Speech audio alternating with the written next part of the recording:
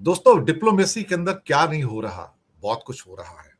भारत और ईरान के बीच में जो हुआ और जिस किस्म की कुछ बीजेपी के लोगों ने अपने हैंडल के ऊपर मोदी सरकार की तारीफ की कि कैसे भारत के शिप्स को हॉर्मुज स्ट्रीट से निकालने में उन्हें कामयाबी मिली, इससे बड़ा झूठ कोई हो नहीं सकता था। एक जहाज क्या वहां से निकल आया, दो जहाज क्या निकल आए, 26 जहाज तो अटके पड़े वहां पर। ईरान ने उन्हें रिलीज करने से मना कर दिया। अब यहां पर क्या होता है, आप सोचिए, खमनई साहब की मौत हो गई। मौत के बाद 5 दिन के बाद भारत के फॉरेन सेक्रेटरी एम्बेसी में जाते हैं, शोक संदेश देते हैं, कंडोलेंस बुक में साइन करते हैं। उसके बाद भारत के क्या कहते हैं कि विदेश मंत्री अब्बास अराक्ची से बात करते हैं, जो विदेश मंत्री हैं ईरान के। उसके बाद उनके डेप्टी फॉरेन मिनिस्टर जो दिल्ली में आए हुए थे राइसीना डायलॉग में, उसके साथ बात करते हैं और सुलझाने की कोशिश करते हैं कि भारत के जो जहाज अटके हुए उनको आप रिलीज कर दीजिए। ईरान मना कर देता है। ईरान भारत की बात सुनता है, लेकिन भारत की बात सुन के स्वीकार करने को तैयार नहीं होता है। हालात बिगड़ते हैं। ईरान एक शर्त रखता है। ईरान एक शर्त रखता है, आपने खमनई साहब के कातिलों का कंडेमनेशन नहीं किया। यह सत्य है, मैं आपको बताऊं, यही सत्य है कि आपने खमनई साहब के किलर्स का, इजराइल का और अमेरिका का कंडेमनेशन नहीं किया। भारत चौंक जाता है। भारत को समझ में नहीं आता कि यह क्या हो रहा है। भारत कहता है कि हमें बहुत दुख है कि खमनई साहब की हत्या हुई, लेकिन भारत यह नहीं कहता कि हत्या की किसने। ईरान यह सुनना चाहता था कि आप यह कहो कि हत्या की उसने। भारत ने कहने से इनकार कर दिया, या कहा जाए भारत ने ये शब्द अपने मुंह से नहीं निकाले। सिर्फ एक ही शब्द कहता रहा, हम शांति के पक्षधर हैं, हम पीस चाहते हैं, वहां पर डायलॉग हो, डिप्लोमेसी हो, पीस हो। लेकिन भारत ने इजराइल को, अमेरिका को कंडेम नहीं किया। उसके बाद 185 बच्चियां मारी जाती हैं स्कूल के अंदर। चाइना डोनेशन देता है, आज ही दिया। उस स्कूल की बच्चियों के परिवारों के लिए कई लाख डॉलर की चाइना ने आज डोनेशन दे दी। उसको कहा कि ये ह्यूमन हेल्प है। ये हो गया। इंडिया ने उन बच्चियों की हत्या की कोई कंडेमनेशन नहीं किया। भारत उदासीन रहा। और इसके बाद एक मसला और निकलता है कि भारत इस साल ब्रिक्स का प्रेसिडेंट है। भारत इस साल ब्रिक्स का प्रेसिडेंट है। भारत ने ब्रिक्स की कोई मीटिंग नहीं बुलाई। प्रेसिडेंट होने के नाते मीटिंग बुलानी चाहिए थी। भारत को इजराइल और अमेरिका का जो अटैक है ईरान पर कंडेम करना चाहिए था। भारत ने नहीं किया। ईरान चाहता था कि वो भी ब्रिक्स का मेंबर है, इंडिया ब्रिक्स का मेंबर है।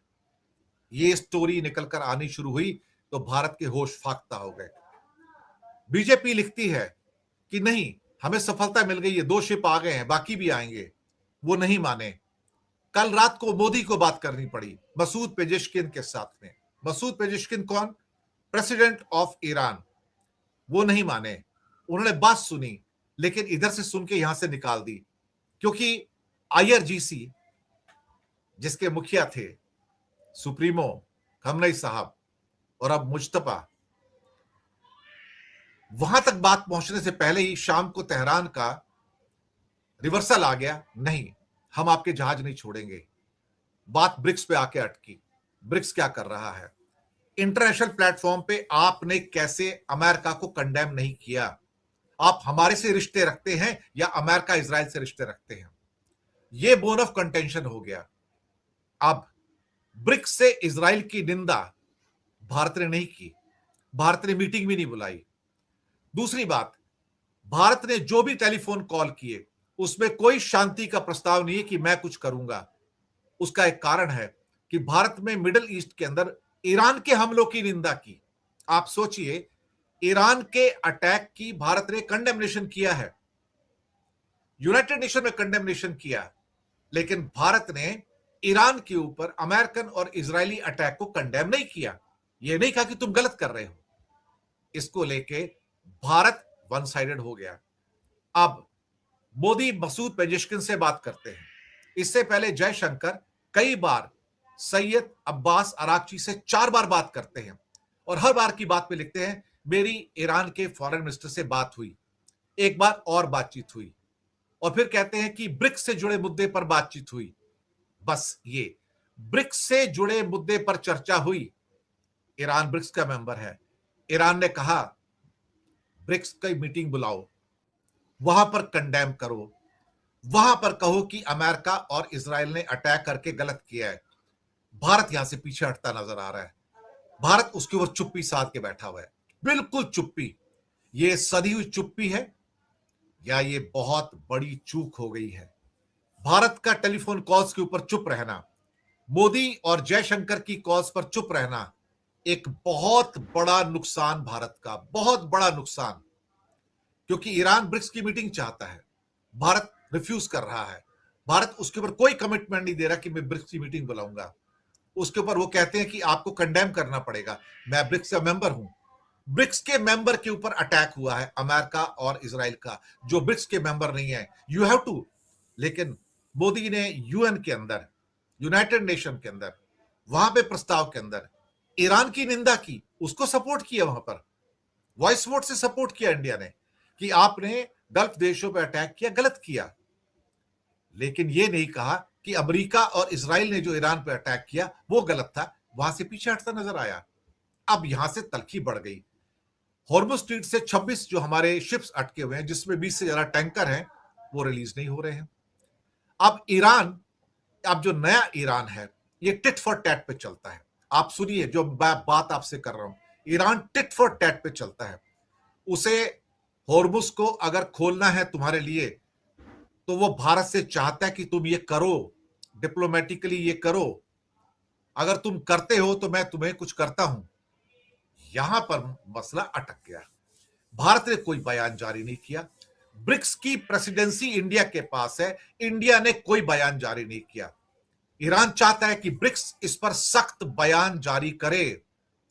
इसके बीच में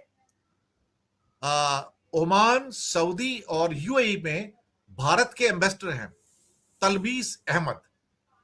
वो क्या करते हैं, उन्होंने क्या कहा एक इंटरव्यू में कि regional piece, energy security, trade, investment, connectivity और 1 करोड़ लोगों के वहां पर काम करना है गल्फ में, उसको लेके सरकार का रवैया हैरानी की बात है। ये उदासीन रवैया है कि भारत ओपनली इस टाइम अमेरिका इजराइल के साथ खड़ा है और ईरान पे अटैक को कंडेम नहीं कर रहा है। अब मुझे लगता है कि भारत ने यहां पर बहुत बड़ी मिस्टेक की है। भारत हर बार कह रहा है कि आप शांति शांति कीजिए, शांति कीजिए। किससे कह रहे हो शांति कीजिए? आप किसी का नाम नहीं लेते हो। संयम बरतने में भारत एक अच्छी भूमिका निभा सकता था, लेकिन भारत के पास वो साहस नहीं आया जिसके बेस पे वो कह सके कि भाई आप ऐसा करो, आप ऐसा मत करो।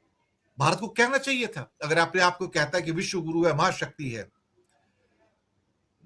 ये जो एम्बेसडर साहब थे, उनका कहना है कि भारत का रवैया बहुत अलग थलग रहा है। अगर आप विश्व शक्ति बनना चाहते हो तो आपकी भूमिका क्या है वहां पर? आप तो बचने की कोशिश कर रहे हो, you are trying to escape. और ब्रिक्स के रास्ते इजराइल की आलोचना करेगा भारत? क्या नहीं, कभी भी नहीं करेगा।